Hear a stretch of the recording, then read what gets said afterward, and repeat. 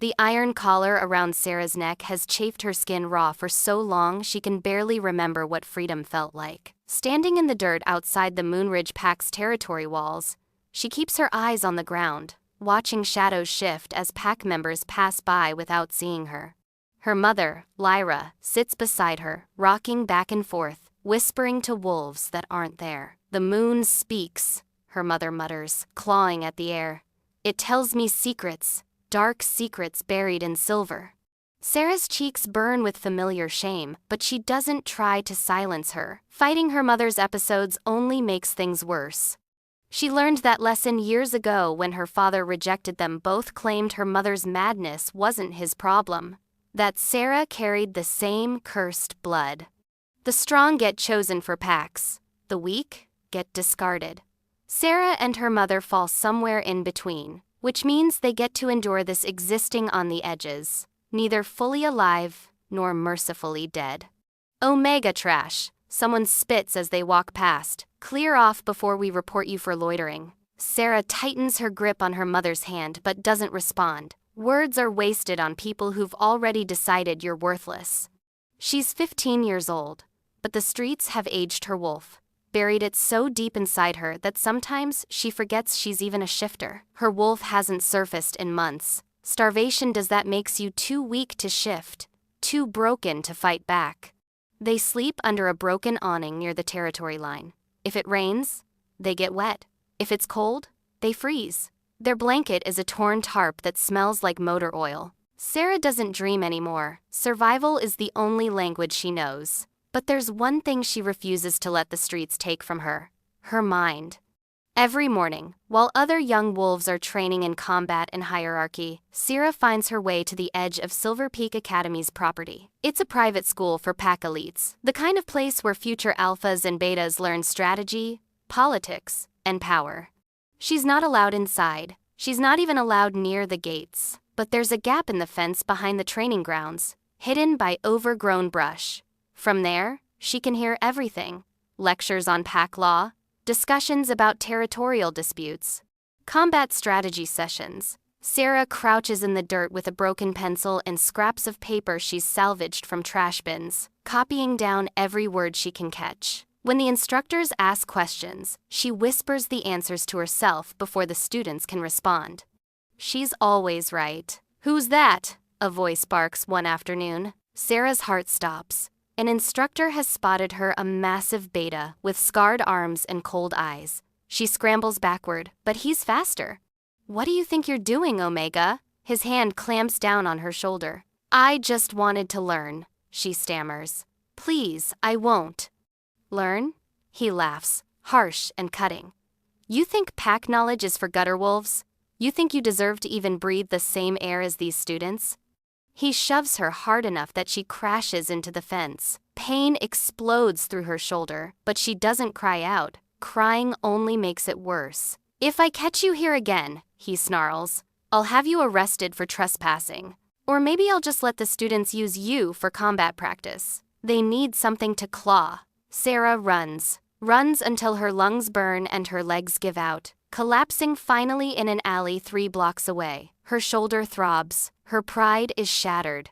But the worst part is the crushing certainty that she'll never escape this. She's too smart for the streets, but too broken for the packs. Her mother's madness marks her. Her poverty defines her. And no one, absolutely no one, will ever see her as more than waste.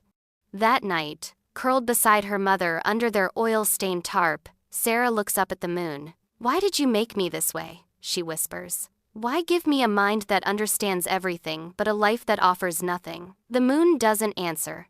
It never does. But the next morning, she goes back to the fence anyway. Chapter 1. The Hidden Student. The gap in Silver Peak Academy's fence becomes Sarah's cathedral.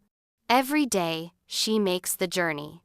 Her bare feet have memorized the path across the industrial district, through the abandoned lot where feral dogs sometimes hunt, past the checkpoint where pack guards sneer at her but don't bother stopping an Omega who's clearly going nowhere. She times her arrival perfectly. Just after dawn, when the elite students are filing into their climate-controlled classrooms, when the air still smells like expensive coffee and imported pastries, From her hiding spot, she can see into 3 different training rooms. She watches young wolves shift with effortless grace, their forms powerful and controlled. She listens to instructors explain pack hierarchy, territorial law, combat psychology, and she learns. She learns faster than the students inside. While they're distracted by their phones or whispering about weekend parties, Sarah absorbs every word. She writes on whatever surface she can find, the backs of food wrappers, the margins of discarded newspapers, sometimes just in the dirt with a stick. When an instructor asks, "What are the 3 principles of alpha authority?" Sarah whispers the answer before any student raises their hand: strength of will, clarity of purpose, and the pack's voluntary submission. Inside, a student stammers out half the answer and gets praised for it. Sarah allows herself a small, bitter smile. But she's not the only one who's noticed the pattern. One afternoon, as she's crouched by her usual spot taking notes on a lecture about territorial negotiation, she hears footsteps in the brush behind her. She spins around, ready to run. A girl stands there, maybe 16, dressed in the academy's pristine uniform gray blazer with silver trim, perfectly pressed. Her honey-brown hair is pulled back in an elegant braid. Everything about her screams privilege, from her polished boots to the expensive watch on her wrist. But her eyes are kind. "You're the one they keep chasing away," the girl says. "It's not a question." Sarah's throat closes. "I'm leaving. I'm sorry. I didn't mean." "Why do you keep coming back?" The question catches Sarah off guard. "Because I want to learn." The girl tilts her head, studying her. "You don't go to school?" "No." Sarah's voice is barely a whisper. "My mother is. She's sick. We live on the streets. No pack will take us." The girl's expression shifts, not to pity, exactly, but something softer. "People laugh at me too," she says quietly. "They say I'm the dumbest wolf in the academy, that my father only keeps me enrolled because he owns half the school's board." Sarah blinks, surprised. This girl, this perfectly groomed, wealthy girl, knows what rejection feels like? "I don't understand anything they teach." The girl continues. "I fail every test. The instructors think I'm hopeless." She pauses, then extends her hand. "I'm Elena. Elena Blackwood." Blackwood.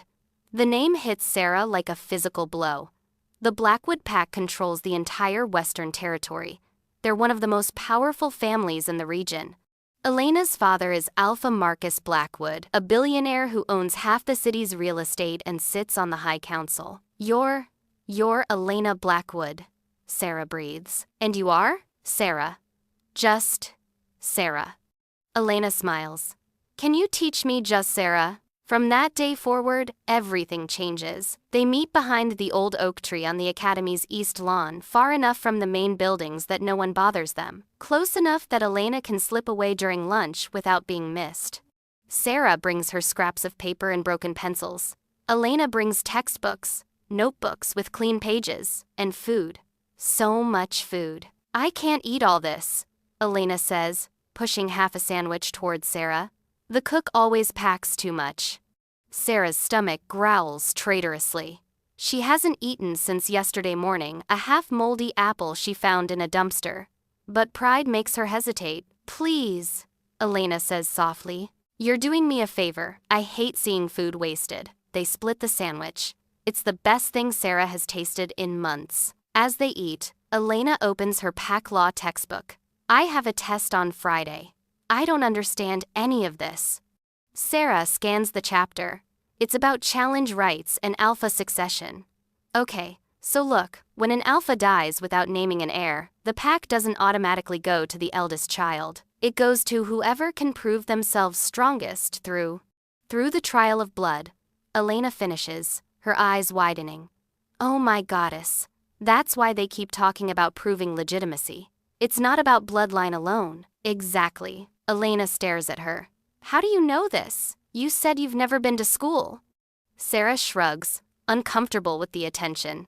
"I listen, and I remember things." "That's not normal," Elena says, but she's smiling. "That's brilliant." No one has ever called Sarah brilliant before. They work together for 2 hours. By the end, Elena has filled 3 pages of notes in handwriting that actually makes sense to her. For the first time, Packlaw doesn't feel like a foreign language. "Will you come back tomorrow?" Elena asks as they're packing up. Sarah hesitates. "They'll chase me away eventually. Someone will notice." Elena's expression hardens with determination. "Let them try. My father owns this school. If anyone gives you trouble, you tell them you're with me. I don't think.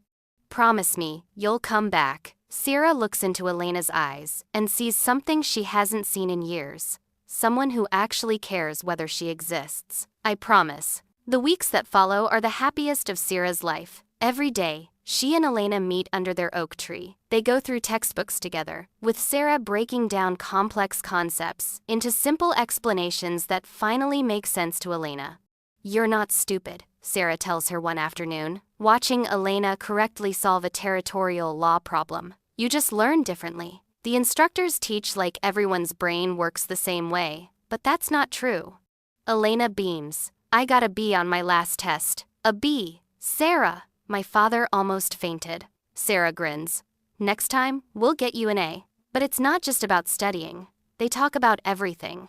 Elena tells Sarah about the pressure of being a Blackwood, about expectations she can never seem to meet, about loneliness in a house full of servants but empty of real connection. Sarah tells Elena about her mother's illness, about the street corners that have become their home, about dreams of belonging to a pack that doesn't see her as trash. "One day," Elena says fiercely, "you'll have a pack, a real one, and they'll be so lucky to have you." Sarah wants to believe her. They keep their friendship secret. Elena doesn't tell her teachers, her friends, or her family. Sarah understands why rich wolves don't claim street omegas as friends. It would be social suicide. But sometimes, when Elena shares her lunch, or slips Sarah a new notebook, Sarah lets herself pretend that this is real, that she matters to someone, that maybe, just maybe, she's worth saving. Then one Tuesday afternoon, everything falls apart. Elena doesn't come to their meeting spot. Sarah waits for an hour, anxiety building in her chest. Elena is never late. Never. Finally, a security guard approaches. "You the street omega?" Sarah's heart sinks. "Yes, sir. Miss Blackwood asked me to give you this." He hands her a folded piece of paper, then walks away without another word. Sarah's hands tremble as she unfolds it. "Sarah, my father found out about our meetings. He's furious. He says, I can't see you anymore. He says you're a distraction and a risk. I tried to argue, but he won't listen. I'm so sorry. I'll never forget what you did for me. Please don't hate me. Elena." The paper falls from Sarah's fingers. She stands there for a long time, staring at the empty space where Elena should be. Then she walks back to the fence gap, slips through, and doesn't look back. That night, curled up beside her sleeping mother, Sarah finally cries. Not because she's hungry, not because she's cold, but because for a few beautiful weeks, she'd forgotten what it felt like to be invisible. And now she remembers. Chapter 2. The Water Seller. Sarah's new life is simple. Survive. She finds work selling bottled water on street corners during rush hour. A pack merchant named Marcus loans her a crate of bottles on credit each morning. If she doesn't sell them all, she owes him the difference. "Break one bottle, you pay double," he warns. "Steal from me, and I'll make sure every merchant in the territory knows you're a thief." Sarah nods. She's used to threats. The work is brutal. She stands in the sun for hours, her voice hoarse from shouting, "Water! Cold water!" Buses nearly hit her. Other sellers stronger, older, wolves shove her aside and steal her customers. By the end of each day, her feet are blistered and her throat is raw. She makes just enough to buy one meal, bread, and maybe some soup if she's lucky. Her mother's condition is getting worse. Some days she doesn't recognize Sarah at all. She talks to invisible wolves, screams at shadows, runs into traffic. Sarah has to watch her constantly. She ties a length of rope around her mother's wrist and her own a leash that keeps her mother from wandering off and getting hurt. People stare. They whisper. They judge. "Why doesn't she just take her mother to a facility?" someone mutters. "Facilities cost money," another responds. "Street wolves can't afford that." Sarah pretends not to hear, but one evening, everything changes. She's counting her earnings, barely enough for dinner, when 3 teenage wolves corner her in an alley. "Hey, Omega," the leader says, grinning. "How much you make today?" Sarah clutches her money tighter. "Please, it's all I have." "That's the point." He lunges. Sarah tries to run, but another wolf blocks her path. The third one grabs her hair and slams her against the wall. Pain explodes through her skull. The money falls from her hand. "Take it," she gasps. "Just take it and go." They laugh. One of them shifts, partially claws extending, eyes flashing gold. "Maybe we take more than money. What you think, boys?" Street Omega probably needs to learn her place. Terror freezes Sarah's blood. Then a voice cuts through the alley, like a blade. Touch her again and lose the hand. The wolves spin around. A figure stands at the alley entrance, backlit by streetlights.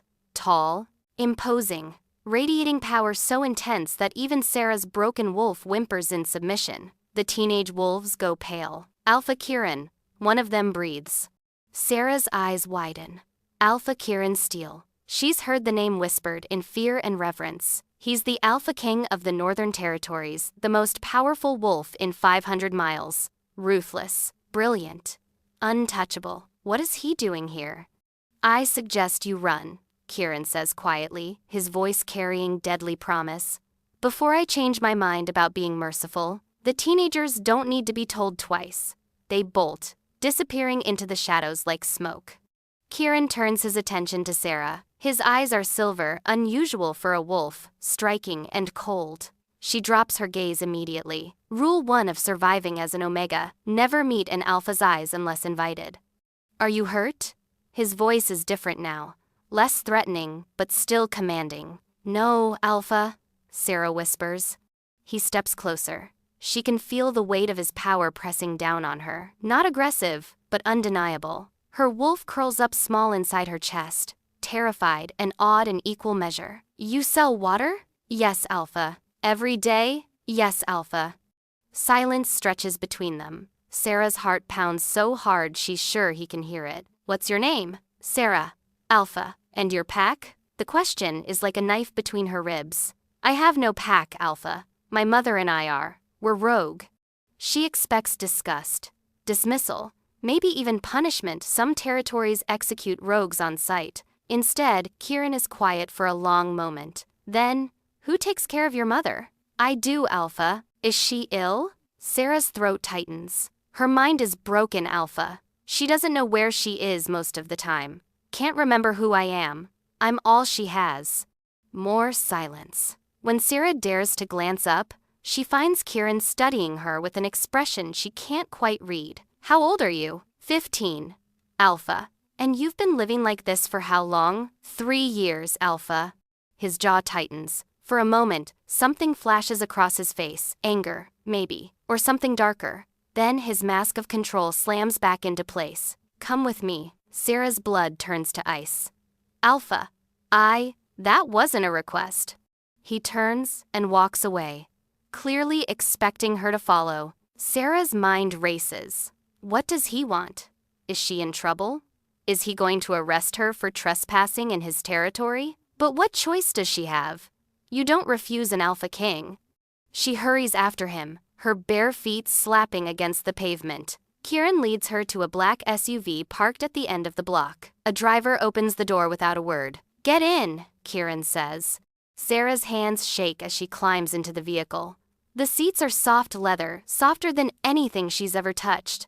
The car smells like pine and something expensive. Kieran slides in beside her. "Where is your mother?" "Under the bridge on 5th Street. Alpha. I left her sleeping." He nods to the driver. "Take us there." The drive is silent. Sarah stares at her hands, trying not to panic. Why is he doing this? What does he want with her mother? They find Lyra exactly where Sarah left her, curled up on a piece of cardboard, muttering to herself about silver moons and blood prophecies. Kieran steps out of the car and approaches slowly, his movements careful and unthreatening. "Ma'am," he says quietly. Lyra jerks upright, her eyes wild. You're one of them! The silver-eyed demons who stole my wolf. I'm not here to hurt you." Liar. All alphas lie. They take and take and take until there's nothing left. Kieran doesn't argue. He just stands there, patient, as Lyra rocks back and forth, crying and shouting accusations at the night sky. Sarah wants to apologize, to explain that her mother isn't always like this, but shame chokes the words in her throat. Finally, Kieran turns back to the SUV. Get your things. Alpha? Both of you. You're coming with me. Where? His silver eyes meet hers, and for just a moment, she sees something in them that looks almost like compassion. Somewhere safe. Chapter 3. The Fortress. The Steel Pack's territory is nothing like Sarah imagined. She'd heard whispers about a fortress built into the mountainside, about warriors who trained until they could kill with a single blow, about an alpha king who ruled with iron fists and zero mercy. The reality is both more and less terrifying.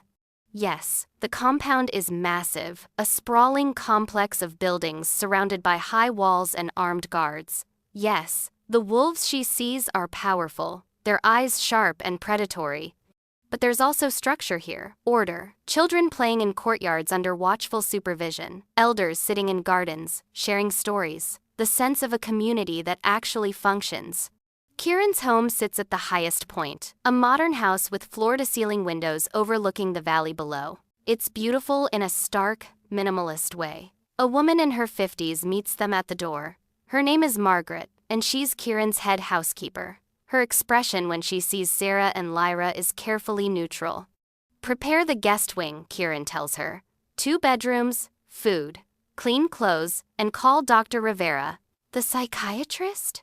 Margaret's eyebrows rise slightly. Yes. Margaret nods and disappears down a hallway. Kieran turns to Sarah. Your mother will be evaluated by the best doctor in the territory. If she needs treatment, she'll get it. No cost. Sarah's legs nearly buckle. Alpha, I can't accept. You're not accepting charity. You're accepting help. There's a difference. But why? The question bursts out before she can stop it. Why would you do this for us? Kieran's expression is unreadable, because no one did it for me when I needed it. Before Sarah can ask what he means, Margaret returns with a younger woman, a nurse, by the look of her uniform. Take them upstairs, Kieran says. Make sure they have everything they need. He walks away without another word, leaving Sarah standing in the massive entryway, still trying to process what just happened. The next few hours pass in a blur. Sarah takes her first real shower in 3 years. The hot water feels like a miracle against her skin. She scrubs away layers of grime until the water runs clear, then stands under the spray until it starts to cool. Clean clothes wait on the bed, soft cotton pants, and a t-shirt that fits perfectly. There's also a pair of shoes, real shoes with cushioned soles. Her mother is in the next room, being examined by Dr. Rivera. Sarah can hear Lyra's voice rising and falling, sometimes lucid, sometimes rambling. The doctor's responses are patient, gentle. When Sarah finally ventures downstairs, she finds Margaret in the kitchen preparing dinner. Sit, the older woman says, gesturing to the island counter. You must be starving. Sarah perches on a stool, uncomfortable with the kindness. I don't understand why the Alpha is doing this. Margaret is quiet for a moment, chopping vegetables with practiced efficiency. Alpha Kieran lost his mother when he was young, she finally says. Mental illness. In his case, it led to, well, a tragedy. Sarah's heart clenches. What happened? That's not my story to tell, but I will say this. He's never forgotten what it's like to be powerless, to watch someone you love suffer and not be able to help them. The pieces start to fall into place. The anger Sarah saw flash across his face in the alley. The careful way he'd approached her mother, the immediate decision to bring them here, he understood. Not theoretically, but from lived experience. Dr. Rivera wants to speak with you, Margaret continues. When you're ready. Sarah finds the doctor in Kieran's study, a room lined with books and maps. Dr. Rivera is a petite woman with kind eyes and graying hair. Your mother's condition is complex, she begins without preamble. But it's treatable. She'll need medication, therapy, and time. Lots of time. Hope flutters dangerously in Sarah's chest. How long? Months. Maybe longer, but I'm optimistic. She's stronger than you might think. Sarah's eyes burn with tears she refuses to shed. We can't afford. Alpha Kieran is covering all costs. He's made that very clear. But why? Dr. Rivera smiles. Because he can. And because he wants to. That night, Sarah lies in the softest bed she's ever known, staring at the ceiling. Everything has changed so fast. This morning she was a street omega fighting for scraps. Tonight she's sleeping in an Alpha King's guest room with a full stomach and clean clothes. It doesn't feel real. A soft knock interrupts her thoughts. "Come in," she calls, sitting up. The door opens. Kieran stands in the doorway, still dressed in his formal clothes from earlier, dark slacks and a crisp white shirt. He looks tired. "I wanted to check on you," he says. "Make sure you have everything you need." "Yes, Alpha, thank you. For everything." He nods, but doesn't leave. Instead, he leans against the doorframe, studying her with those unsettling silver eyes. "Margaret told me you used to sneak into Silver Peak Academy," he says. Sarah's heart stops. "I'm sorry, Alpha. I know it was trespassing, but I just wanted to learn." He cuts her off. "Yes, I gathered that. The headmaster filed a report about a rogue Omega who somehow knew more about pack law than half his students." Sarah's cheeks burn. "I'm sorry. Don't be." Kieran's expression softens slightly. Intelligence isn't something to apologize for. It's rare, valuable. He pushes off from the doorframe and steps into the room. "You'll attend Silver Peak starting Monday. Full scholarship. I've already arranged it with the headmaster." Sarah's brain short circuits. "Alpha, I can't accept." "Why not?" "Because I'm nobody. I'm a rogue Omega, with a crazy mother and no pack, and now you have a chance." His voice is firm. "I'm offering you an education, Sarah, not charity. I'm investing in potential that everyone else was too blind to see." Tears spill down her cheeks before she can stop them. "Why are you doing this?" Kieran is quiet for a long moment.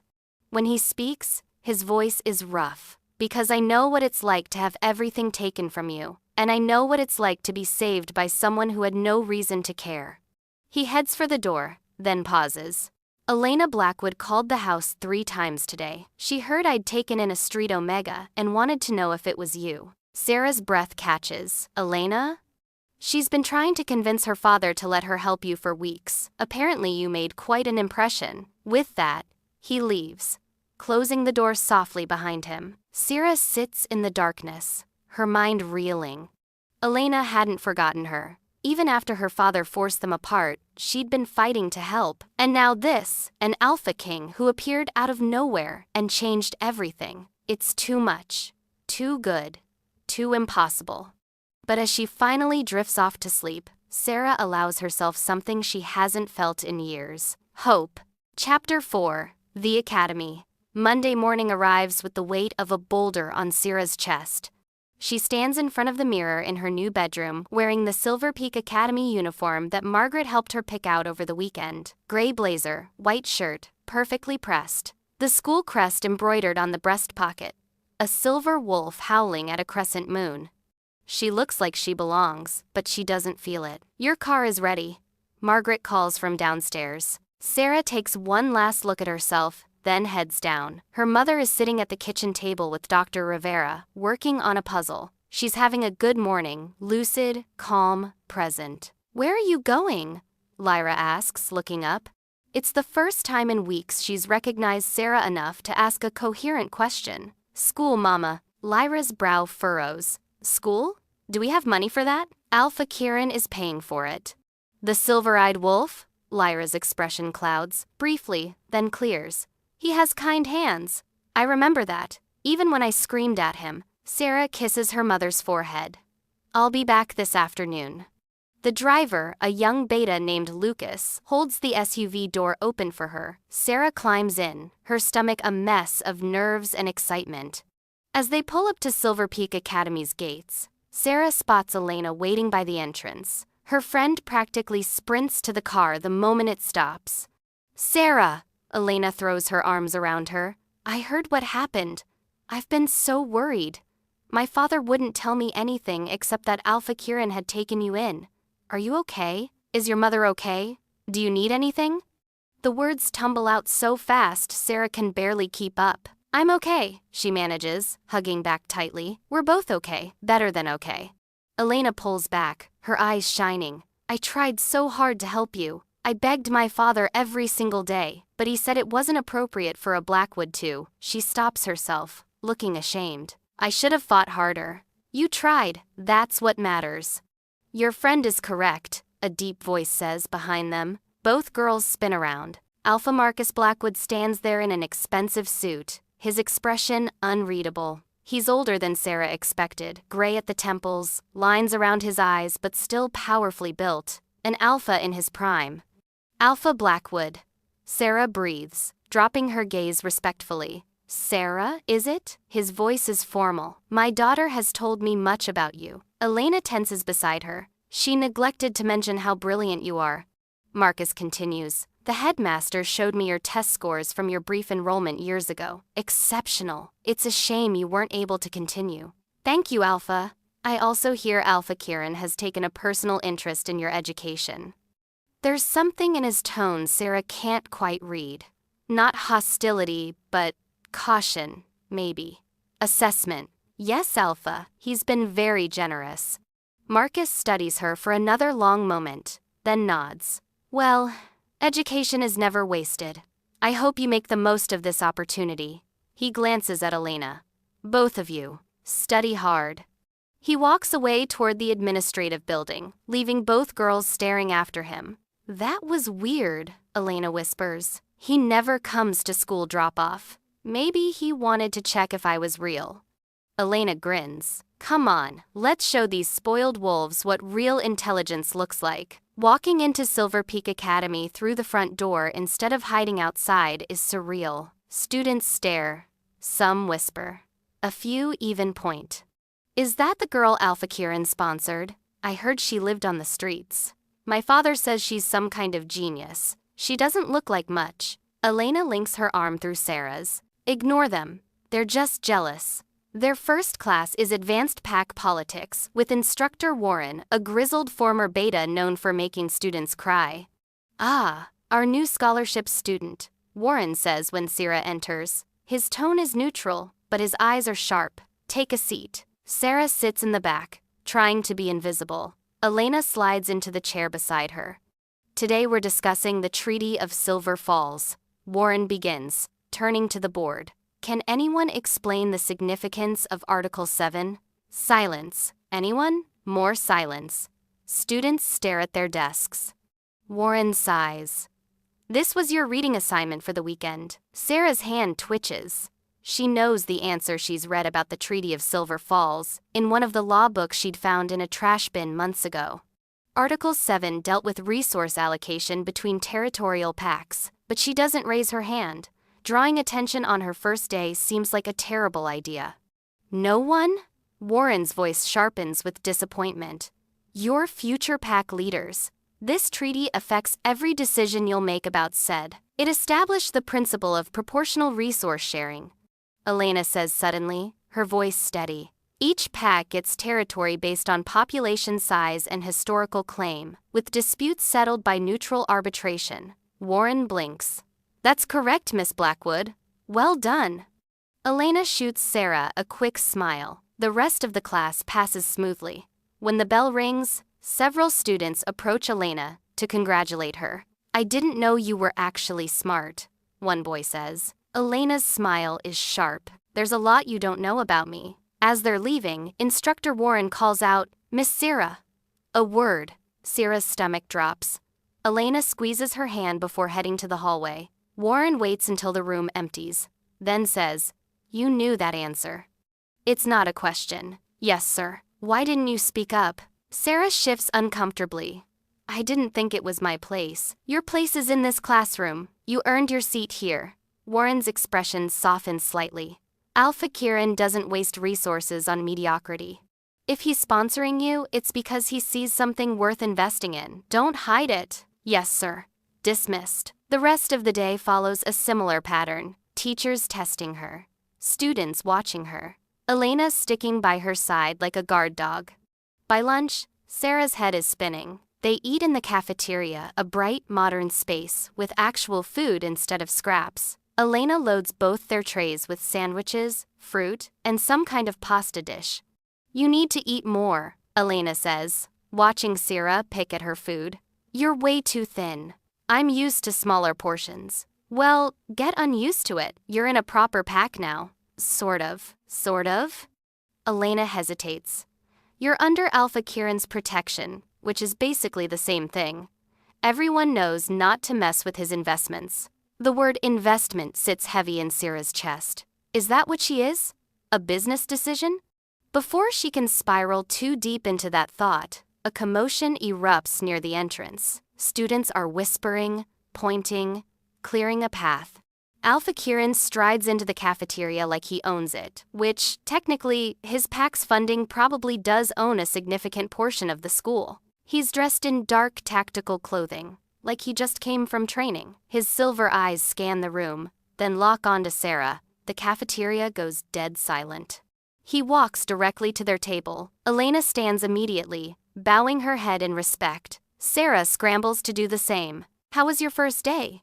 Kieran asks, his voice quiet enough that only their table can hear. "Good, Alpha," Sarah manages. "Thank you."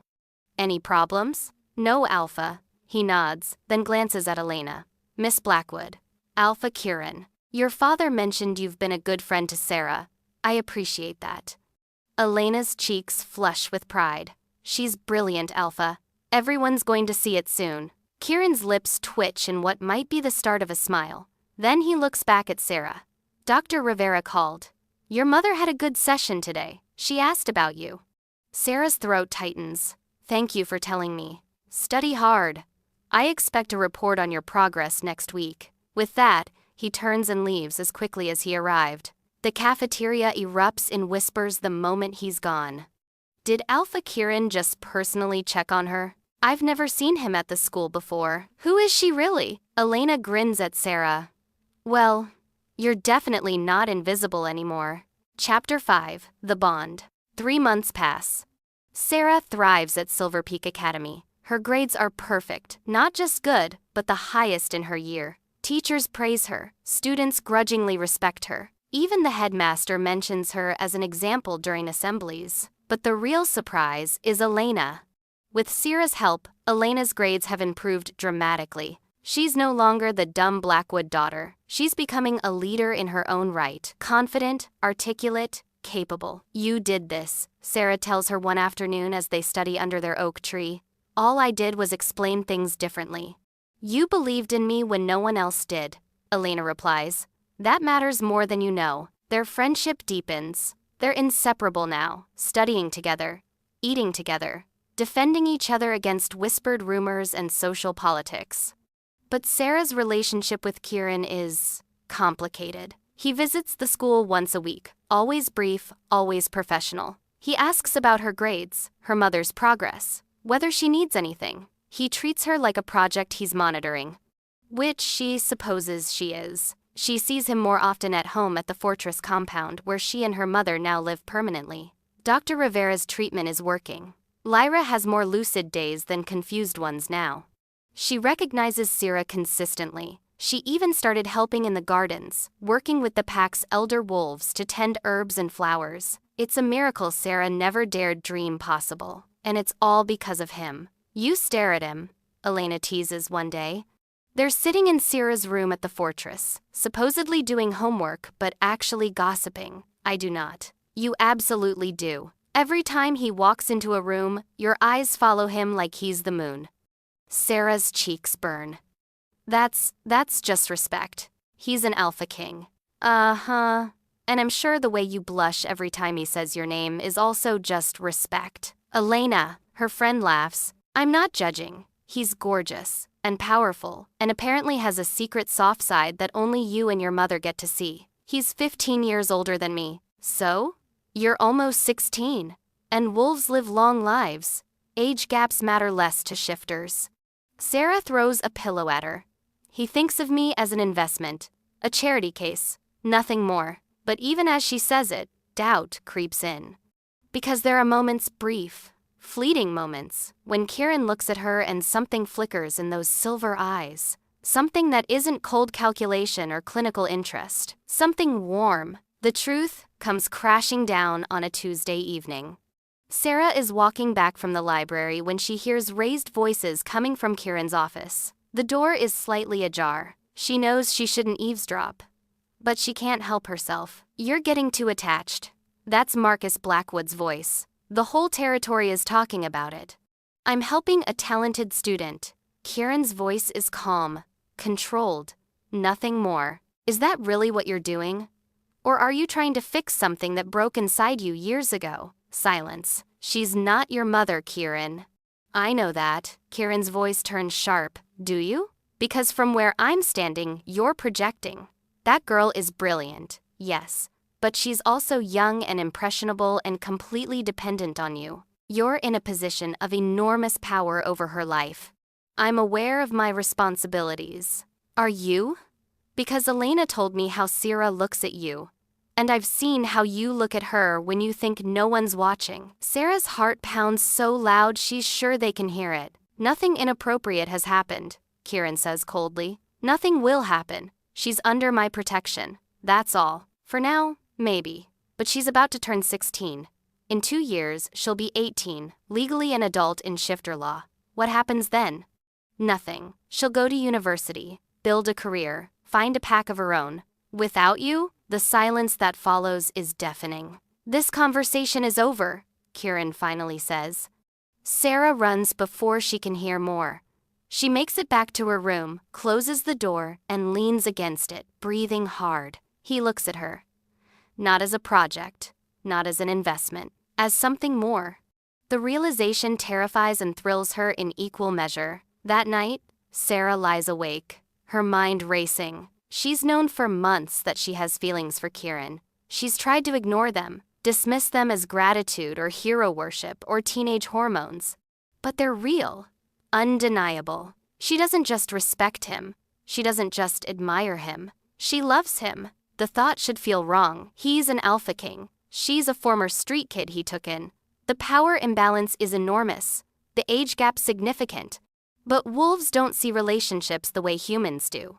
For shifters, true bonds transcend human rules. Age, status, background, none of it matters when the bond is real. Is that what this is? A true bond forming? Or is she just a broken omega latching onto the first person who showed her kindness? A soft knock interrupts her spiral. "Come in," she calls, sitting up. The door opens. Kieran stands there, still dressed in his work clothes, tactical pants, and a black shirt. He looks exhausted. "I saw your light on," he says. "Wanted to make sure you're okay." "I'm fine, Alpha." He studies her for a moment, then steps inside and closes the door behind him. "You overheard my conversation with Marcus Blackwood. It's not a question." Sarah's face flushes. "I didn't mean to eavesdrop. I was just—" "I know." He sits in the chair by her desk, running a hand through his dark hair. "We need to talk about this." Her heart hammers. "About what?" "About the fact that you're 16 in 3 weeks. About the fact that I'm 31. About the fact that Marcus is right. There's a power imbalance here that makes any relationship between us inappropriate. I'm not asking for a relationship. Aren't you?" The question hangs in the air. Sarah forces herself to meet his eyes, those striking silver eyes that see too much. "What if I am? What if I told you that I think about you constantly? That I dream about what it would be like if—" She stops herself, courage failing. "If what?" His voice is rough. "If you saw me as more than a project." Kieran stands abruptly and walks to the window. "You're young, Sarah. What you're feeling. Don't." The word comes out sharper than she intended. "Don't tell me I'm too young to know what I feel. Don't tell me it's just gratitude or hero worship or some childish crush. I've lived more life in my 16 years than most wolves live in 50. He turns to face her. "That's exactly why I can't do this. You've been through trauma. You're vulnerable. I'm the first person who's shown you real stability and care. Of course you've formed an attachment. But that doesn't mean that it's real?" Sarah stands, anger and hurt warring in her chest. "You think I can't tell the difference between gratitude and love?" The word slips out before she can stop it. Kieran goes very still. "Love." Yes, she might as well commit now. I love you. Not because you saved me, not because you gave me a home or paid for school or helped my mother. I love you because you're kind without being weak, because you're powerful but you don't abuse it, because you see people really see them when the rest of the world looks through them. Tears prick her eyes. I love you because when everyone else told me I was worthless, you told me I had potential, because you believed in me before I believed in myself. Kieran crosses the room in 3 strides. For a moment, Sierra thinks he's going to leave, going to walk out and pretend this conversation never happened. Instead, he cups her face in his hands, gentle, careful, his touch warm against her skin. I know, he whispers. I've known for months. Her breath catches. Then why? Because I'm terrified of hurting you. Because you deserve better than a broken alpha who spent 20 years building walls around his heart. Because the moment I admit what I feel, everything changes. What do you feel? His thumb brushes across her cheek. Like I've been walking through darkness for decades, and you're the first light I've seen. Like every rule I've lived by doesn't matter when you're in the room. Like I want things I have no right to want. You have every right, Sarah whispers. If I'm choosing to give it to you, you're 16, in 3 weeks. And in 2 years, I'll be 18. And in 10 years, I'll be 26, and you'll be 41. And the age gap will matter even less. We have time, Kieran. He closes his eyes. When he opens them again, they're blazing with silver fire. If we do this, if we even start down this path, there are rules, boundaries. I can live with boundaries. No physical intimacy beyond what's appropriate for your age. Okay. No public displays that could damage your reputation or future. Okay. You continue your education. No distractions, your studies come first. They always have. And if at any point you change your mind, if you decide this isn't what you want, you tell me. No guilt, no pressure. You walk away and I'll support whatever choice you make. Sarah reaches up, covering his hands with hers. I won't change my mind. You might, I won't. He leans forward until their foreheads touch. You're going to destroy me, Sarah. She smiles through her tears. Good. You destroyed me first. In the best possible way. He kisses her forehead soft, reverent, achingly gentle. 3 weeks, he murmurs. We wait 3 weeks until you're officially 16. Then we figure out what this is, slowly, carefully. I can wait 3 weeks. Can you? For you? I can wait forever. He pulls back, looking at her with an expression that makes her heart stutter. You won't have to. Chapter 6. The Challenge. 3 weeks later, on Sarah's 16th birthday, everything falls apart. The day starts beautifully. Margaret wakes her with breakfast in bed, pancakes, fruit, and fresh juice. Her mother is lucid and happy, helping Dr. Rivera arrange flowers in vases throughout the house. Elena arrives early with gifts, new books, journals, and a silver bracelet with a wolf charm. It's perfect, Sarah says, hugging her friend tightly. You deserve perfect, Elena replies. You've earned it. The pack is throwing a small celebration that evening. Nothing elaborate, just family, close friends, and key pack members. Kieran's idea, though he insisted it wasn't because of their situation. Just a standard welcome for someone who'd become part of the household. Sarah knows better. She spends the afternoon getting ready. Margaret helps her choose a dress, simple but elegant, dark blue that brings out her eyes. Her hair is styled, her nails painted for the first time in her life. When she looks in the mirror, she almost doesn't recognize herself. The girl staring back isn't the street Omega anymore. She's someone new, someone who belongs. The party is held in the main hall. Pack members arrive in waves, warriors, elders, young families. The atmosphere is warm, celebratory. But Sarah only has eyes for one person. Kieran stands near the windows, dressed in formal attire, black suit, silver tie that matches his eyes. He's talking to Marcus Blackwood and several other alphas, but his gaze keeps drifting to her. When their eyes meet across the room, her heart does something complicated. He smiles small, private, meant just for her. 3 weeks of waiting. 3 weeks of stolen glances and careful conversations.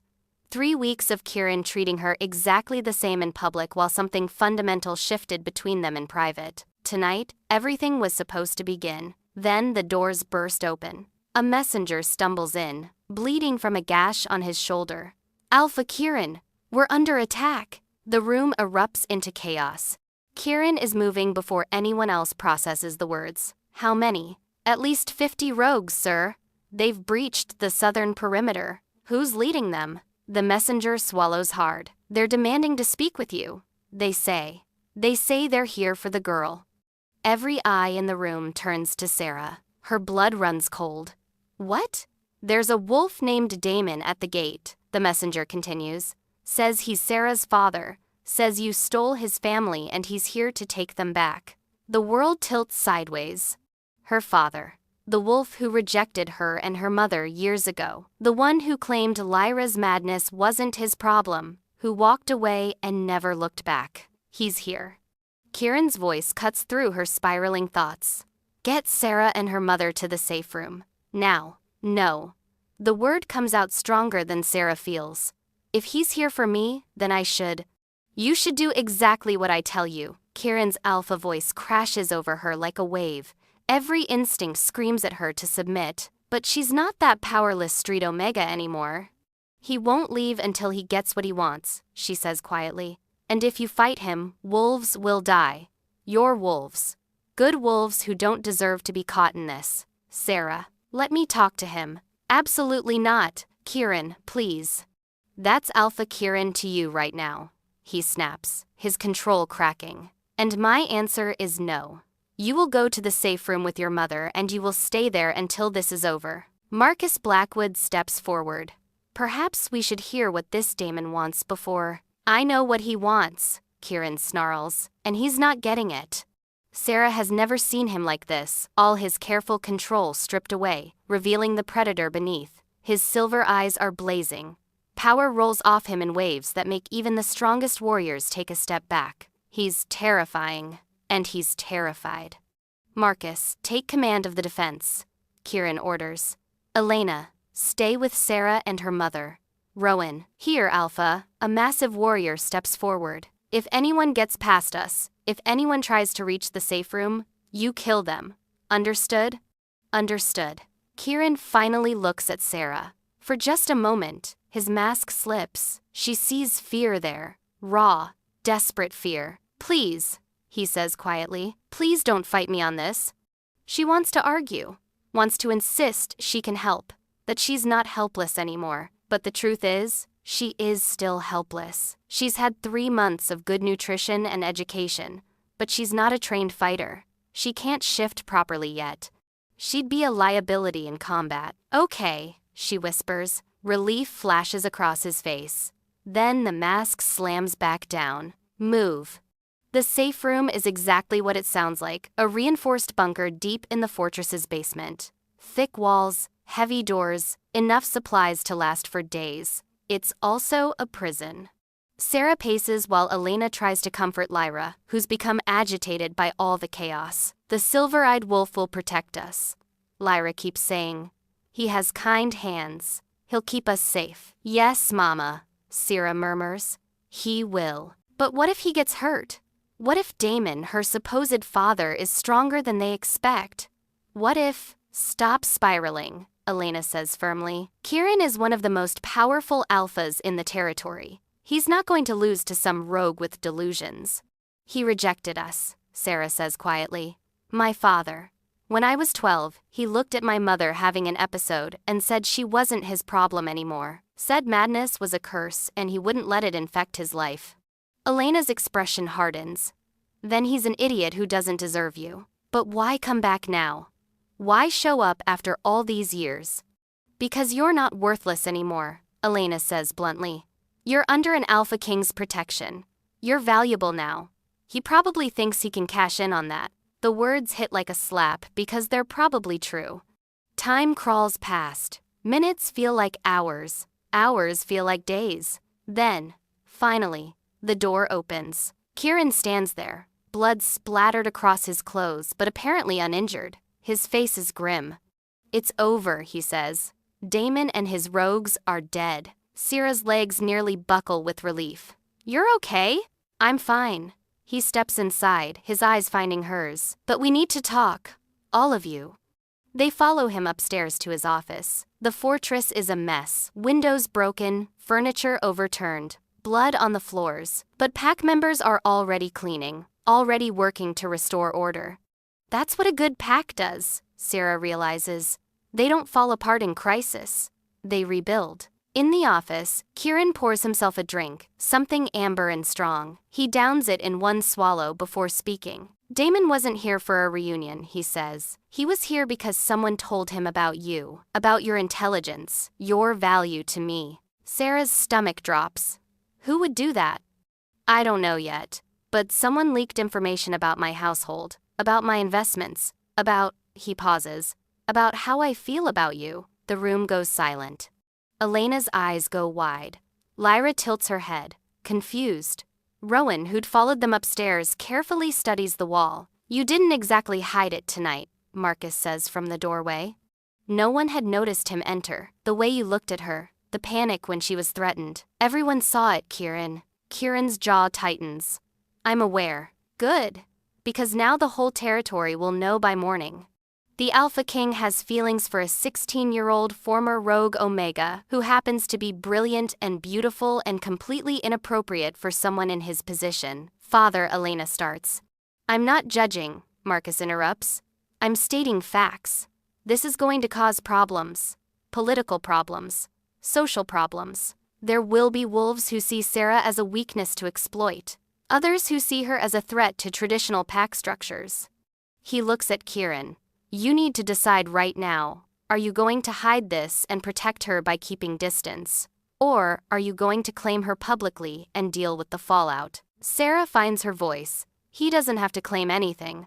I'm not asking for—" "You don't get to make yourself smaller to make others comfortable," Kieran says sharply. "Not anymore. Not ever." He turns to Marcus. "I'm going to court her, properly, openly. When she's ready, when she's 18 and has had time to build her own life and make her own choices without my influence clouding her judgment, I'm going to ask her to be my mate." The room spins.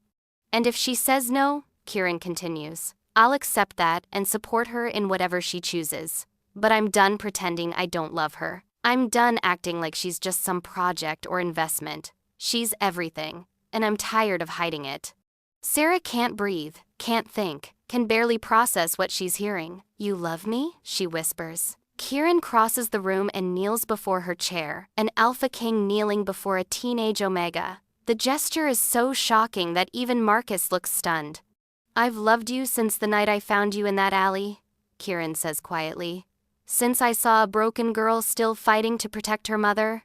Since you stood in my home and refused to let shame make you small.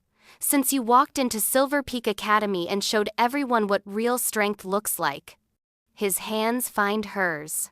"You terrify me, Sarah, because loving you means being vulnerable. It means giving someone the power to destroy me, and I've spent 20 years making sure no one ever got that close again."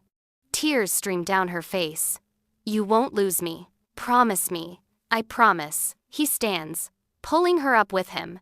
Then, in front of witnesses, in front of the entire gathered group, he kisses her.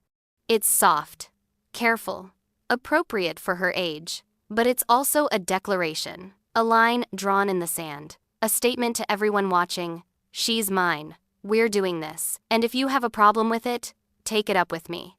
When they finally break apart, Elena is crying happy tears. Lyra is smiling peacefully. Rowan has the ghost of a grin on his scarred face. And Marcus. Marcus is shaking his head with something that looks like resignation and respect mixed together. "Well," he says, "this is going to be interesting." Epilogue. 2 years later. Sarah graduates from Silver Peak Academy at the top of her class.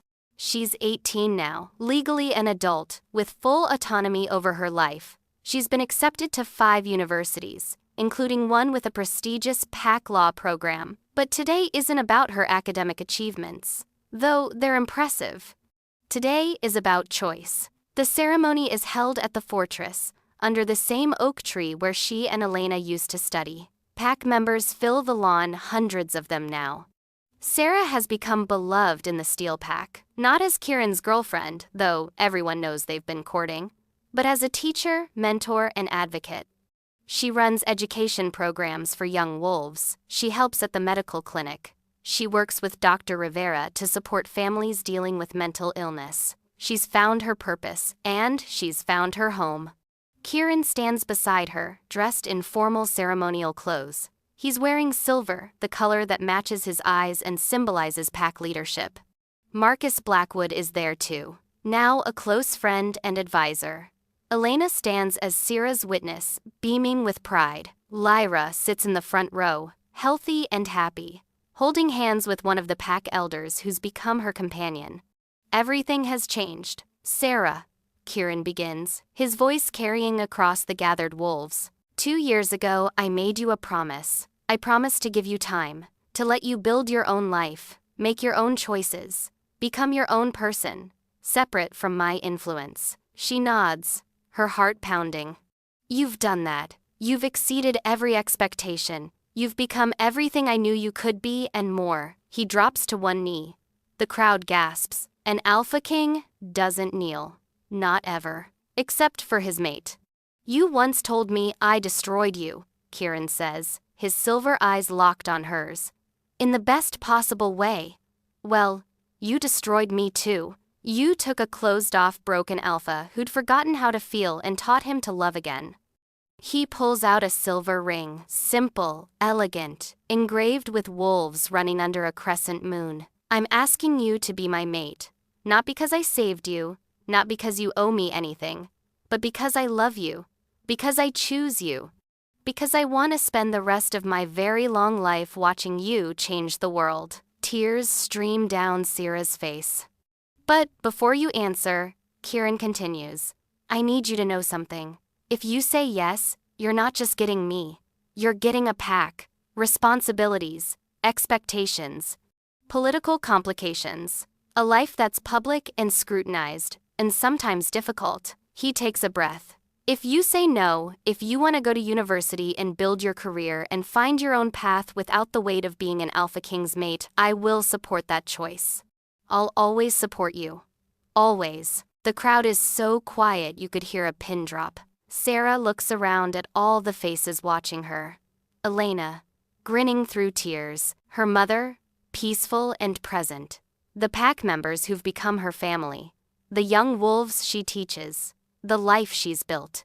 Then she looks back at Kieran the wolf, who saw her when she was invisible, who believed in her when no one else did, who gave her everything and asked for nothing in return, who taught her that love isn't about power or control or obligation, it's about choice. And she's choosing him. Yes, she says, her voice strong and clear. Yes, I'll be your mate, not because you saved me, but because I love you, because I choose you back. Kieran slides the ring onto her finger, then stands and pulls her into his arms. The crowd erupts in cheers and howls of celebration. As he kisses her properly, deeply, no longer holding back, Sarah thinks about the girl she used to be, the street Omega, with no name, no pack, no future. That girl would never have believed this was possible, but that girl was wrong. Because sometimes, if you're brave enough to keep hoping, if you're strong enough to keep fighting, if you're open enough to accept help when it comes, sometimes the impossible becomes reality, and broken becomes whole. The end. No child is born worthless. Every wolf holds potential. With kindness, opportunity, and love, even the most forgotten soul can rise. Sarah's story reminds us that one act of compassion can break cycles of rejection. True strength isn't where you come from, but what you do when someone finally sees you.